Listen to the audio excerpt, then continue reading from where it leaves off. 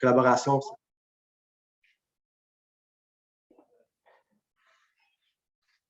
Bonjour, mesdames, messieurs. Alors, bienvenue à ce webinaire dans le cadre de la Semaine de l'économie verte, organisé par Ecotech et en partenariat avec Réseau Environnement et plusieurs autres organisations.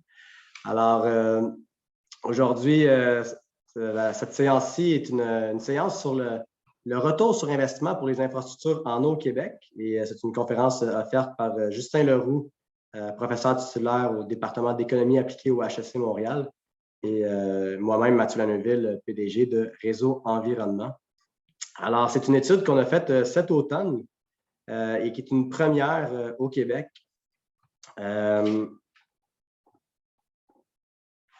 Alors, on va vous présenter aujourd'hui le contexte et les objectifs de cette étude-là.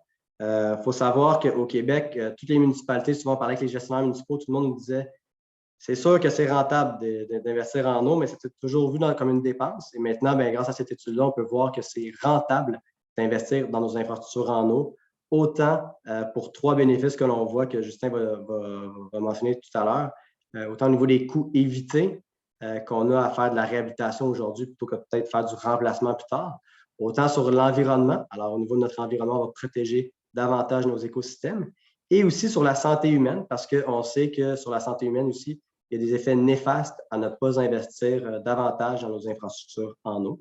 Et finalement, Justin va présenter aussi le retour sur investissement et aussi une analyse de sensibilité. On a voulu être fair play aussi dans cette analyse-là et voir un petit peu comment ça réagissait en fonction de si on modifiait nos hypothèses. Et malgré tout ça, on voit que notre étude est très conservatrice et très rigoureuse. Alors, c'est des bonnes nouvelles pour aider l'ensemble des décideurs politiques aussi et faire comprendre aussi, passer le message à l'ensemble de nos citoyens et citoyens que oui, ça demande des investissements nécessaires, mais que c'est rentable et de le faire aujourd'hui est mieux que de le faire plus tard, entre autres sur le principe là, aussi de l'équité intergénérationnelle. Alors, au niveau du contexte et des objectifs de l'étude, les infrastructures en eau sont au cœur du développement économique et social des régions, mais nos infrastructures connaissent un important déficit d'investissement et sont fragilisées par les changements climatiques. Alors, au niveau des déficits d'investissement, on parle de nos infrastructures qui sont en mauvais et très mauvais état. Et quand on parle fragilisées par les changements climatiques, on a un bel exemple cette semaine. Là, on a organisé entre autres le Salon des technologies environnementales du Québec et plusieurs gens sont arrivés en retard parce qu'il y a eu un débordement du fleuve Saint-Laurent sur les routes. Et on voit justement que ça peut avoir un impact sur nos infrastructures municipales ces temps-ci de l'année par les inondations. Et on va voir dans quelques mois dans d'autres endroits au Québec, par exemple, quand on passe à la couronne nord de Montréal avec la rivière des Mille-Îles, où est-ce que probablement on va avoir encore une fois là, comme à chaque année, là, des avis de restriction d'utilisation de l'eau. Et même cette année, dernièrement, je parlais avec le ministère de l'Environnement là, qui me disait là, que le niveau des nappes phréatiques est déjà très bas cette année en début d'année. Alors, ça risque aussi, là, encore une fois, là, d'avoir un certain impact là, sur nos infrastructures. Alors, pour remédier au déficit, des investissements de rattrapage sont requis pour, premièrement, ramener nos infrastructures à l'état conforme aux recommandations de bonne gestion de ces actifs, c'est-à-dire qu'on va vouloir éliminer les actifs qui sont en mauvais et très mauvais état. Et deuxièmement, on va vouloir fournir les services d'eau aux usagers selon les normes de services attendus. Alors, on s'attend qu'on ait une eau de bonne qualité, de bonne pression quand on est à la maison, dans les industries, etc., mais aussi qu'on soit en mesure d'éteindre nos feux à travers les poteaux d'incendie, etc. Alors, c'est ça que nos investissements de rattrapage vont nous permettre d'assurer. Et l'objectif de l'étude, qui a été réalisée en collaboration avec plusieurs grandes villes au Québec, et Justin Leroux et l'équipe aussi là, de Bertrand Montel, c'était d'évaluer le retour sur investissement dans les infrastructures en eau au Québec en tenant compte des coûts évités et d'autres bénéfices. Et je tiens à mentionner aussi que cette étude-là est bonne seulement pour la réalité québécoise parce qu'elle a été vraiment là, appliquée ici avec des hypothèses qui sont bonnes au Québec et qui sont bonnes aussi en ce moment. Alors, si on voudrait refaire cette étude-là, par exemple, dans 10 ans, on aurait peut-être un autre retour sur investissement ou si on est en Ontario, on pourrait aussi retrouver un autre retour sur investissement. Alors, sans plus tarder, je vais laisser la parole à mon collègue Justin Leroux des HEC. Bonjour à toutes et à tous. Merci Mathieu pour l'introduction de cette étude. Effectivement, tu as mentionné Bertrand Montel et donc c'est une étude pour laquelle j'étais à la direction scientifique, mais c'est l'équipe de Groupe AGECO qui a qui a fait la job de bras, comme on dit. Donc là, moi, je vais décrire la méthodologie, les résultats que nous avons obtenus et les implications que vont avoir ces résultats. Donc, comment est-ce qu'on évalue un retour sur investissement de n'importe quoi, en fait? Comment est-ce qu'on fonctionne? On compare des scénarios. On compare, en l'occurrence, on va comparer le scénario du statu quo que je vais décrire. Donc, c'est comme si on ne changeait rien à la démarche qu'on a déjà entreprise actuellement. Et on va comparer ça avec un scénario qui est notre scénario de référence, qui va être le rattrapage sur 10 ans, de rattraper le déficit de maintien d'actifs dans les infrastructures en eau, que ce soit des infrastructures ponctuelles, c'est-à-dire des usines, des centres de traitement, ou alors du linéaire, donc les conduites. Donc, la manière dont on va fonctionner, ça va être assez simple. C'est une analyse coût-bénéfice, finalement. Pour ceux qui connaissent le langage, l'analyse coût-efficacité, coût-bénéfice, analyse avantage-coût parfois, c'est qu'on va regarder l'impact de faire ce rattrapage accéléré, ces investissements supplémentaires sur les coûts pour les municipalités essentiellement, mais on va aussi comparer ça avec les bénéfices que cela va engendrer. Donc, les bénéfices, ils sont multiples. Il y a des bénéfices, comme l'a annoncé Mathieu, des bénéfices financiers, des bénéfices environnementaux et des bénéfices en santé.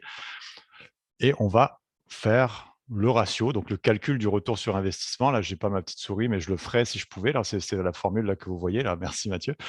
C'est vraiment, on va faire un retour sur donc un ratio. On va diviser la valeur actuelle nette. Donc ça, c'est parce que les bénéfices, évidemment, comme les coûts sont répartis sur une certaine durée. Déjà, le rattrapage se fait sur 10 ans, mais je vais vous montrer, je vais vous annoncer qu'on va faire le calcul des coûts et des bénéfices sur 25 ans pour que ce soit quand même quelque chose d'un... On parle d'installations qui durent longtemps, même leur durée de vie est au-delà de 25 ans, mais les bénéfices, on les calcule sur 25 ans seulement. Donc déjà, là, on parle de quelque chose de conservateur et ça va être le thème de l'étude. C'est-à-dire qu'on va, à chaque fois qu'il y aura des hypothèses à faire, on va choisir l'hypothèse conservatrice pour être sûr que les bénéfices ne sont jamais surestimés. Et vous verrez que malgré tout, on voit des bénéfices qui sont, un retour sur investissement qui est important. Donc, ce calcul, il se fait, on va diviser la valeur actuelle nette des bénéfices par la valeur actuelle nette des investissements. Évidemment, si ce ratio est supérieur à 1, ça veut dire que les bénéfices sont supérieurs aux coûts et donc que le projet est viable de manière sociale. Et on va voir qu'en fait, il est même nettement supérieur à 1. Alors, le scénario du statu quo dont je parlais, là, le scénario à partir duquel on va comparer, c'est pas un scénario où on ne fait rien, c'est important de le signaler, c'est un scénario où on garde les choses telles qu'on avait prévu de les faire. Donc, actuellement, on ne fait pas rien, on fait des investissements. Ces investissements ne sont certes pas suffisants pour résorber le déficit de maintien d'actifs sur 10 ans, mais bon, ils sont quand même là, donc il faut les considérer. Et ces investissements-là, actuellement, selon un scénario établi en collaboration avec le CERIU, qui nous a énormément aidé pour cette étude-là, notamment pour ce qui est des données québécoises, évidemment. Donc, c'est ce que disait Mathieu, là, on parle de données vraiment québécoises et de municipalités québécoises. Et donc, si on maintenait le niveau actuel d'investissement sur la durée des 25 prochaines années, on obtiendrait un investissement cumulé d'environ 22 milliards de dollars. Donc là, on a divisé en 4 catégories selon que ce soit du linéaire, du ponctuel, de l'eau potable ou des eaux usées et pluviales. Mais ce qu'il faut retenir, là, c'est vraiment tout combiné exact, c'est les 22 milliards. OK. Voilà, donc on peut passer à la diapo d'après exactement. Donc le scénario qu'on considère comme étant le scénario on investit plus. Donc, c'est un scénario de rattrapage sur 10 ans. Encore une fois, là, on a utilisé la précieuse aide de l'application inframunicipale du CERIU pour pouvoir faire justement des scénarios. Comment est-ce qu'on doit investir, à quel rythme est-ce qu'on doit investir pour résorber le déficit sur 10 ans. Donc, on a proposé une trajectoire possible. Il y en a d'autres. Ce n'est pas une trajectoire qui a été optimisée. Actuellement, on n'a pas les outils pour optimiser cette trajectoire. En tout cas, on n'avait pas le temps nécessaire pour le faire. Donc, c'est juste une trajectoire parmi d'autres. On pourrait le faire peut-être de manière beaucoup plus intelligente et on aurait encore une fois des bénéfices, un ratio bénéfice-coût qui serait plus élevé. Donc, si on décidait de résorber le déficit sur 10 ans, et qu'on regardait ensuite l'investissement que ça conduit sur 25 ans. Donc, on résorbe sur 10 ans, mais après, on continue à faire du maintien. Hein, c'est important. Et d'ailleurs, ça, c'est un élément clé aussi, c'est que quand on entretient nos infrastructures, ben, ça nous coûte moins cher de le faire en bout de ligne. Et donc, c'est ça le résultat qu'on va avoir en termes de coûts évités. Donc, les montants des investissements actualisés sur 25 ans, ça nous arrive à 49 milliards. Donc, attention, ce n'est pas 49 milliards en plus. C'est 49 milliards au total. Donc, si on compare avec les 22 milliards dont je vous ai parlé tout à l'heure, qui est dans le scénario de statu quo, c'est-à-dire que l'investissement supplémentaire, les investissements nets sont les 27 milliards que vous voyez en bas à droite. Donc, c'est ça que ça veut dire d'investir plus, c'est ces 27 milliards. Et on va comparer ces 27 milliards avec les bénéfices que je vais vous présenter maintenant. Donc, ils sont sous 3 catégories. Coûts évités, donc on parle de bénéfices financiers d'une certaine manière, environnement et bénéfices pour la santé humaine. Allons-y pour les coûts évités. Donc là, les coûts évités sont déjà, rien qu'à eux, c'est 31,9 milliards de dollars. Donc, vous avez vu, c'est 27 milliards d'investissements supplémentaires au-dessus du statu quo pour arriver à résorber le déficit de maintien d'actifs. Et déjà là, sur le plan financier, sur la durée, on s'y retrouve. C'est-à-dire que les coûts évités pour les gouvernements sont de presque 32 milliards de dollars. Alors, pourquoi? C'est assez simple, en fait. C'est-à-dire que des infrastructures qui fonctionnent et qui sont en meilleur état vont briser moins souvent. On aura moins de pertes d'eau, on aura moins de dégâts d'eau. On aura aussi des coûts d'exploitation qui vont être plus faibles. Et puis les coûts d'entretien, c'est bien. Vous le savez tous, hein, ça ne marche pas que juste pour l'eau, mais ça marche pour n'importe quel appareil qu'on peut avoir à la maison. Là, si on l'entretient bien, ça coûte moins cher sur la durée que si on le délaisse et qu'il faut ensuite le remplacer.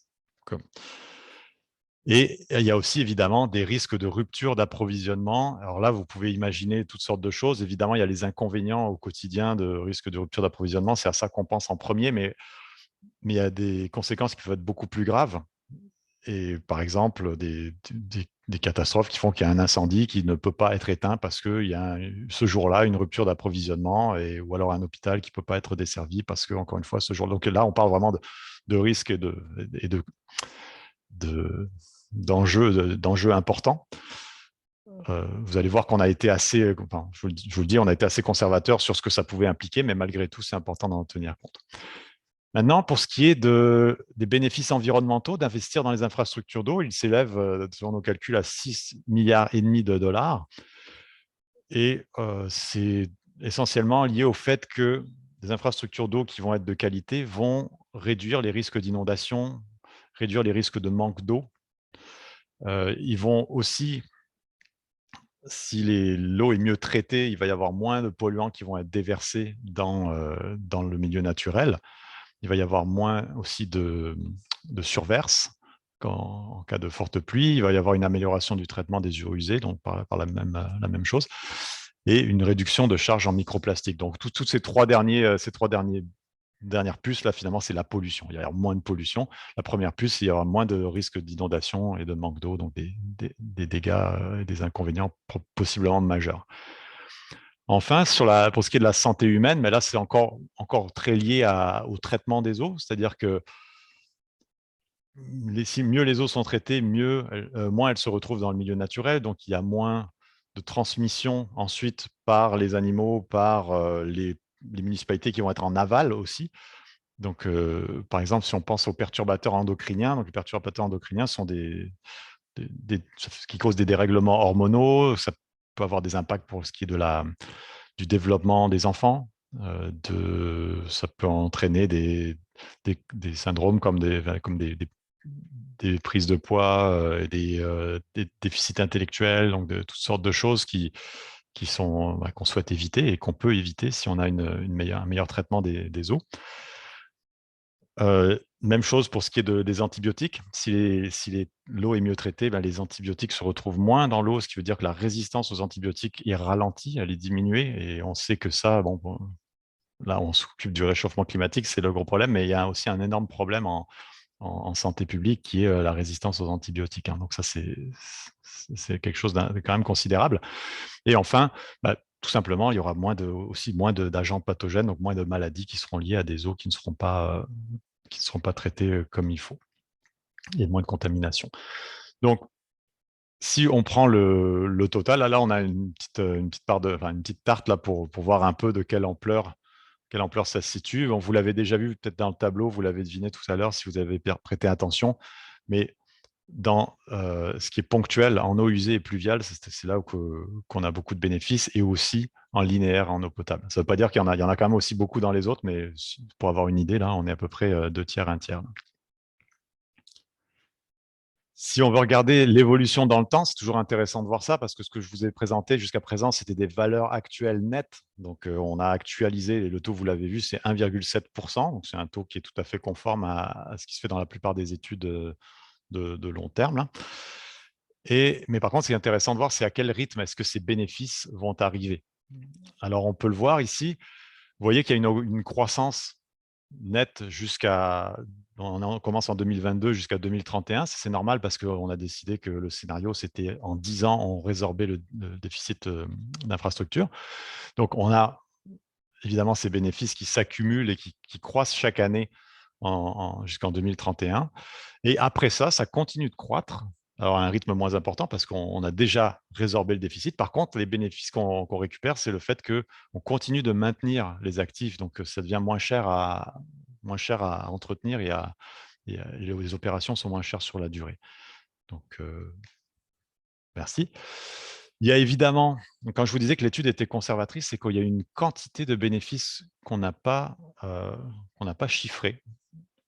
Pourquoi? Parce que c'est des bénéfices qui sont très difficiles à chiffrer, et plutôt que d'arriver avec des valeurs qui sont très incertaines et qui pourraient fausser l'étude, on a choisi de carrément pas les chiffrer. On les mentionne, hein, dans le rapport évidemment parce qu'on en est conscient, mais on a décidé de ne pas les chiffrer. Alors il y en a, par exemple, on pourrait penser à quand il y a des dégâts d'eau, le fait que les rues soient fermées, que ça cause ça cause de la circulation, ça on l'a pas chiffré. Le fait que ça cause de la perte de clientèle pour des commerces qui sont affectés par les rues qui sont pas immobilisés, mais qui sont barrés. Ça aussi, c'est des choses qui existent, qui sont des vrais inconvénients concrets, mais qu'on n'a pas chiffrés non plus. Il y a un autre aspect qui, à mon avis, est important aussi, puis alors là, pour le chiffrer, bonne chance, mais c'est ce qu'on a mentionné ici, l'équité intergénérationnelle. C'est le fait que d'entretenir nos infrastructures et de garantir une pérennité du service, c'est quelque chose d'important. C'est important qu'on n'ait pas une génération qui se retrouve à payer tous les pots cassés et la négligence des générations passées, tandis que là, une génération ou 2 générations plus tard, ou la génération d'après n'aura quasiment rien à payer. C'est une valeur, c'est important dans une société, on pense. Enfin, moi, de ce que je lis de la société québécoise, et puis je le partage, c'est que c'est important de se retrouver dans une société où on sait qu'il y a de l'équité. Et ça, on ne peut pas le chiffrer là, disons, mais rien que ça, c'est important, et le fait d'investir en infrastructure d'eau, ça contribue à ce sentiment-là. Ensuite, évidemment, les chiffres qu'on donne sont des chiffres qui sont basés sur des hypothèses, hein. On ne peut pas prédire l'avenir, donc on ne peut pas savoir exactement combien combien les bénéfices vont s'élever, combien les coûts vont s'élever non plus, même si on a des informations précises, ça reste que c'est toujours dans le futur, donc c'est incertain. Donc on fait ce qu'on appelle une analyse de sensibilité. Je vais vous parler de ça un petit peu après. Mais pour l'instant, le calcul du RSI tel que je vous le disais, donc la valeur actuelle nette des bénéfices divisé par la valeur actuelle nette des investissements, vous voyez, ça se traduit en bas à droite à 1,72. Donc concrètement, ça veut dire que pour chaque dollar qui est investi dans les infrastructures d'eau, la société récupère 1,72 $. Donc c'est important, et puis on le voit, même si on ventile ça, on s'aperçoit que pour le linéaire en eau potable, là, c'est là qu'il y a énormément de gains à faire aussi. Mais il y a des gains partout. Vous le voyez, là, il y a des gains dans toutes les catégories. Qu'est-ce que ça implique? Ça implique que c'est rentable pour la société d'investir dans les infrastructures d'eau et de faire ce rattrapage. Comme je vous le disais, ces hypothèses qu'on a utilisées sont conservatrices, donc en toute logique, le RSI est plus élevé que ça, peut-être même bien plus élevé, mais je ne veux pas m'avancer là-dessus parce que moi, je ne m'avance pas si je n'ai pas les informations qui le permettent de le faire. Mais quand je vois tout ce qu'on a écarté, j'ai l'impression qu'il y a quand même beaucoup plus que ça à, à tenir, à considérer. Donc, mais un RSI de 1,72, c'est déjà important. Et ce qui est important aussi, vous avez vu, tout à l'heure, on voyait que le bénéfice financier était lui-même déjà plus important que les coûts en investissement supplémentaire. Donc, si on prenait un RSI juste pour les bénéfices financiers, on écarte la santé humaine et la santé des écosystèmes. Et là, on obtient un RSI de 1,18. Donc ça veut dire que si on parle juste en cash, ces investissements se payent tout seuls.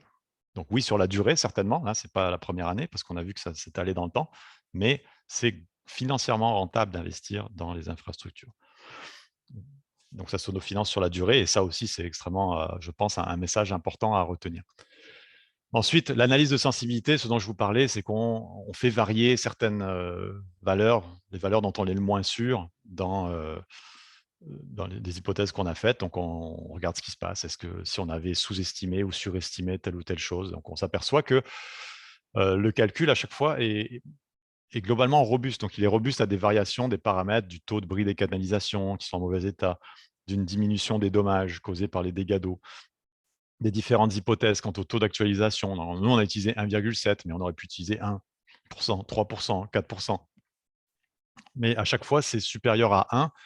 Alors, il y a des sensibilités, évidemment. Comme je vous avais dit, la valeur des impacts d'une rupture catastrophique d'approvisionnement en eau potable, ça, c'était le scénario dont je vous parlais tantôt, où il y a un incendie, mettons, peu importe, là, mais même un incendie dans un hôpital, mettons, et puis qui ne pourrait pas être éteint ou pas éteint assez rapidement à cause d'une rupture d'approvisionnement. Nous, on a considéré une valeur qui était ce qu'on voyait conservatrice, c'est-à-dire que dans la littérature, il n'y a pas énormément de valeurs non plus, donc on a pris plutôt les valeurs conservatrices, sachant que ça pourrait être pire.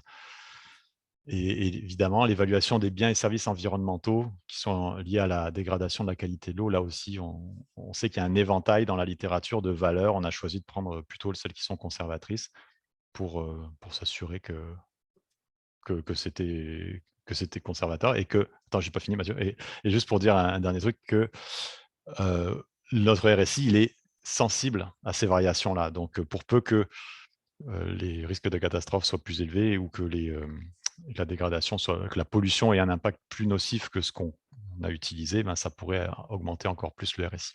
Ouais. Donc, le taux d'actualisation, pareil, là, je vous montre le tableau. Il y a un tableau pour chacune des variables, mais on ne va pas passer au travers. Là, c'est évidemment que le RSI, si on change le taux d'actualisation, on est actuellement à 1,72 de RSI pour un taux d'actualisation de 1,7%. Mais ça augmente ou diminue en fonction, c'est normal, c'est la théorie économique veut ça aussi, la théorie de l'actualisation veut ça, mais c'est toujours supérieur à 1, même si on utilise un taux d'actualisation de 4%.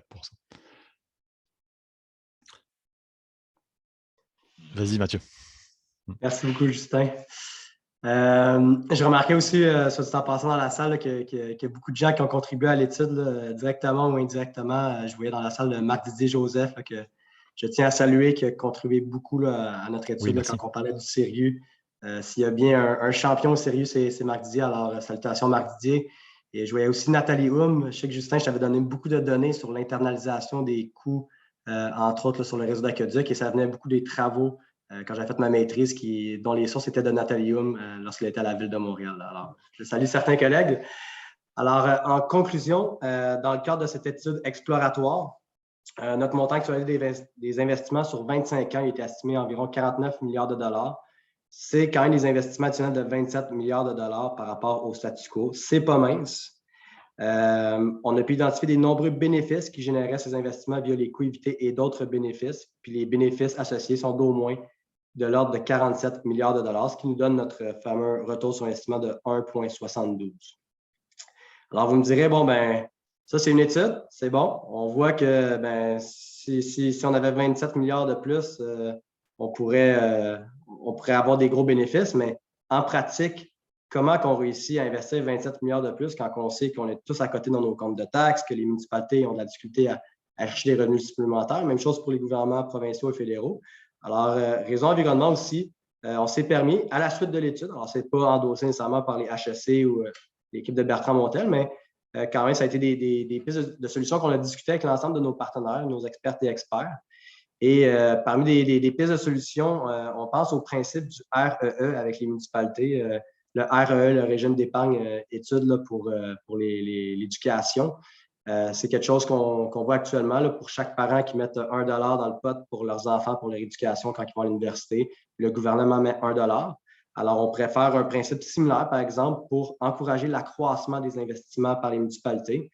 Si, par exemple, une municipalité augmente ses revenus annuels de 1 million de dollars par année, alors le gouvernement pourrait dire, bon, pour encourager ça, cette pratique-là, parce qu'on sait que ce n'est pas nécessairement gagnant sur un plan politique, mais si on est capable de dire aux citoyens et citoyennes, les maires, mairesses sont capables de dire, bon, avec ça, j'ai un retour sur investissement de 1,72 si je vais faire des revenus supplémentaires pour investir, et qu'en plus, le gouvernement vient m'aider là-dessus, ça peut être une façon aussi, ce qu'on peut voir que ça peut être une approche gagnant-gagnant. Une deuxième piste de solution, c'est les seuils minimums d'investissement. C'est quelque chose qui est déjà en place au sein du ministère des Affaires municipales et de l'Habitation. C'est-à-dire qu'aux municipalités, dans le cadre du programme de la TECQ, la taxe d'assises sur l'essence et la contribution du Québec, on va demander aux municipalités d'avoir certains seuils minimums d'investissement dans leurs infrastructures. Alors, ces seuils-là, on pourrait, par exemple, dans le futur, pouvoir les rehausser pour s'assurer que les municipalités puissent avoir accès au programme d'aide financière. À travers tout ça aussi, je pense qu'on veut prôner aussi une responsabilité conjointe dans l'ensemble des parties prenantes. On voudrait mettre en application les principes d'éco-conditionnalité et d'éco-fiscalité. Alors, l'éco-conditionnalité, c'est-à-dire que, j'en parle un petit peu plus bas avec les plans de gestion d'actifs, avec la stratégie québécoise d'économie d'eau potable. Alors, on peut demander aux municipalités de mettre des actions en place pour bien financer leurs infrastructures. Et ça fait partie des principes pour pouvoir accéder au programme d'aide financière des gouvernements.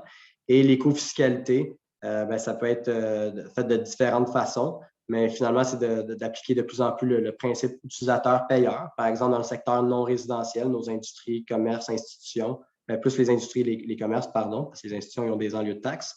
Mais on peut appliquer, par exemple, le principe du fait d'avoir une tarification volumétrique, par exemple. Par la suite, parmi les autres pistes de solutions, de mettre de plus en plus en place un financement stable et prévisible avec les plans de gestion des actifs. On sait que c'est quelque chose que l'ensemble de nos partenaires, qui est bien l'idée par le ministère des Affaires municipales et de l'Habitation, l'aspect du plan de gestion d'actifs d'être une excellente ressource, un excellent outil pour que les municipalités puissent se prendre en main. En même temps aussi, d'essayer, dans la mesure du possible, d'avoir un financement stable, parce qu'on le voyait avec des villes comme Québec qui montraient leur ligne d'investissement dans les dernières années. Puis ça pouvait être des fois en montagne russe un peu avec ce que les gouvernements proposaient. Alors, c'est sûr que plus que c'est stable, plus que c'est intéressant pour les villes, plus que c'est prévisible aussi, et pas juste pour les municipalités pour leurs propres ressources, mais aussi pour les consultants, les entrepreneurs, etc.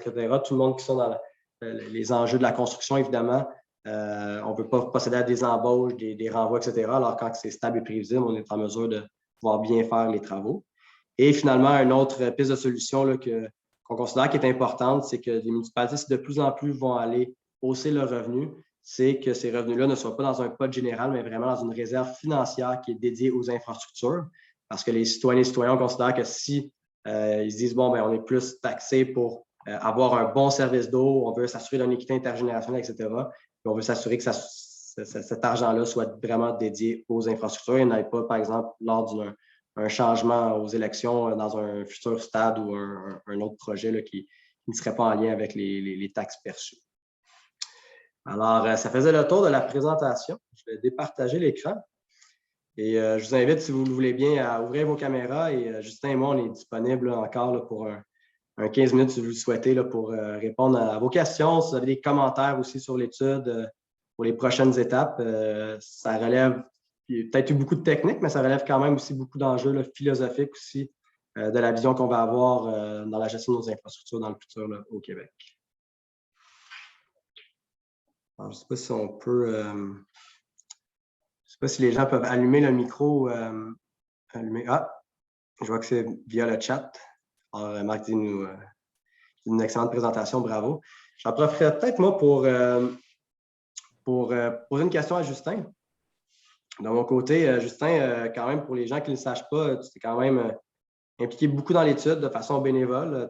Ça n'a pas été rémunéré au niveau des HEC. Puis, j'aimerais peut-être savoir pourquoi tu t'es impliqué. J'imagine qu'il y a une volonté derrière ça, que oui, il y avait une étude à faire, puis c'est un mandat intéressant au niveau technique, mais c'est au-delà du niveau technique, il y avait un enjeu qui t'avait intéressé à participer à cette étude-là, puis notamment, j'imagine le fait que tu aies déjà été commissaire de l'écofiscalité canadienne doit avoir un certain lien. Alors, j'aimerais peut-être que tu me partages aussi les motivations aussi derrière tes efforts dans ce travail-là. Ouais, écoute, déjà, je ne m'engage pas de manière bénévole dans toutes mes entreprises, là. Et là, c'était effectivement le cas pour plusieurs raisons. Je pense que en fait, c'est assez simple, c'est tout bête. Moi, mes travaux sont en économie publique. Tout ce qui touche à la tarification des services publics ou à la gestion des services publics d'un angle économique, ça m'intéresse, mais c'est pas juste ça. Je pense qu'écrire des papiers scientifiques, c'est bien, mais en général, c'est des articles qui sont lus par une poignée de personnes.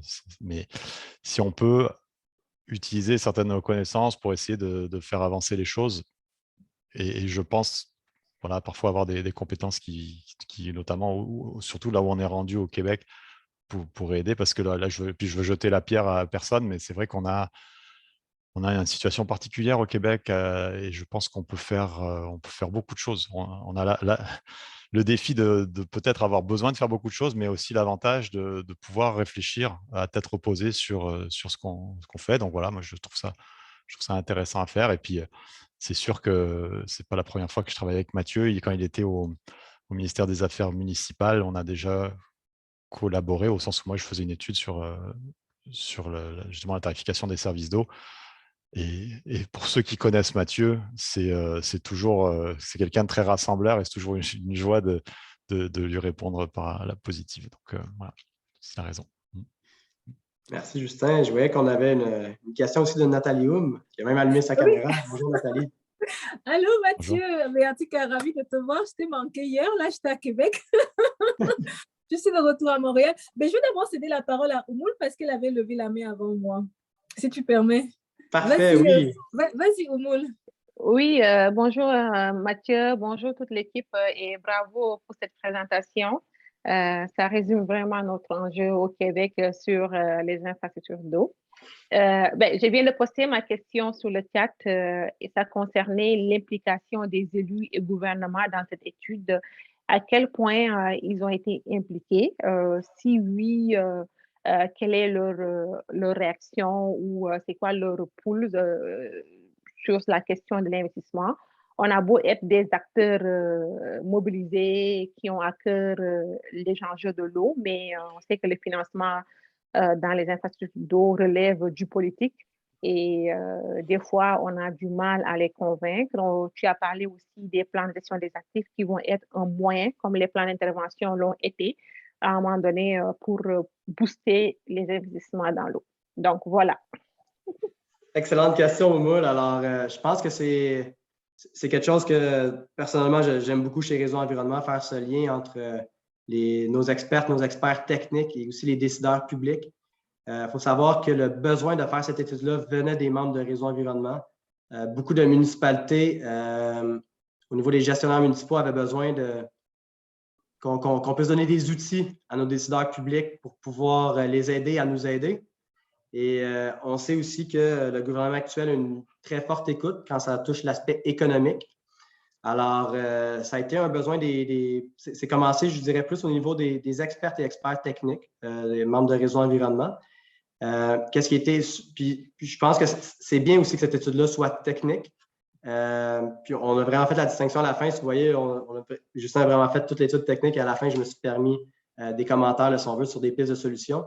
Et c'est des pistes de solutions qui ont été partagées avec justement les élus. Et je vous dirais là, qu'entre autres, M. Richard Campeau, qui est ministre délégué à l'environnement, a une très, très bonne écoute via cette étude-là. Ça lui parle beaucoup qu'on puisse amener l'aspect économique, justement, que ce soit pas.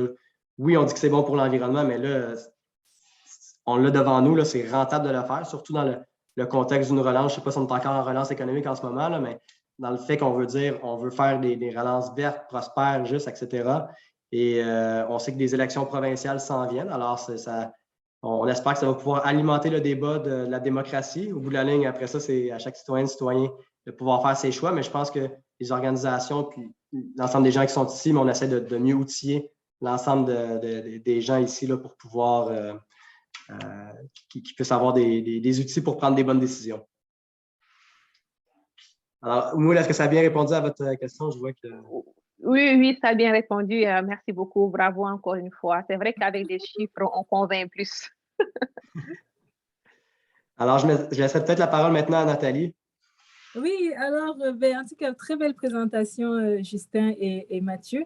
Moi, j'aime beaucoup les analyses économiques parce que je trouve que c'est l'économie qui façonne le monde et puis nos décisions. Alors, je vais revenir sur ce fameux ratio de 1,72%. C'est juste pour m'assurer que j'ai bien compris ce que ça veut dire parce que je veux dire, en bout de ligne, quand on le présente, il faudrait que monsieur, madame, tout le monde sache ce que ça veut dire. Donc, parce que moi, je me dis, si j'investis dans le privé, admettons, je donne $1 au privé et puis on me dit le retour sur investissement, c'est 1,72, donc j'aurai 1,72 dans ma poche. Donc, ce qui fait que j'aurai comme gagné 72 sous. On va dire ça comme ça. Voilà. Maintenant, je reviens dans le milieu des infrastructures. Le 1,72 dont vous parlez, comme on n'est pas dans le contexte privé, et on parle ici des infrastructures publiques, ça voudrait dire qu'on n'aura pas, si on investit 1 milliard, disons ça comme ça, on n'aura pas 720 millions dans notre poche, mais plutôt, on évitera de dépenser 720 millions en santé, en environnement ou dans d'autres choses qui se passeront au niveau des services des eaux. Donc, ce n'est pas comme un argent qui est concret, c'est ça. Donc, moi, j'aimerais savoir, avec ce type d'études, comment est-ce que c'est reçu, en fait, par les hauts dirigeants, en fait, de se dire, ben, on évitera ceci, parce que j'ai l'impression que c'est, de ce que je vois avec les analyses économiques, des fois, ça ne motive pas assez pour pouvoir prendre des décisions, parce qu'on peut très bien aussi se dire, ah ben dans ce cas, si on va éviter 720 millions sur 10 années, ben, qu'advienne que pourra, là, on va juste dépenser cet argent ici et là, un peu en santé, un peu en économie, et puis on va faire avec. Voilà. Donc, comment est-ce qu'on arrive à convaincre avec ça?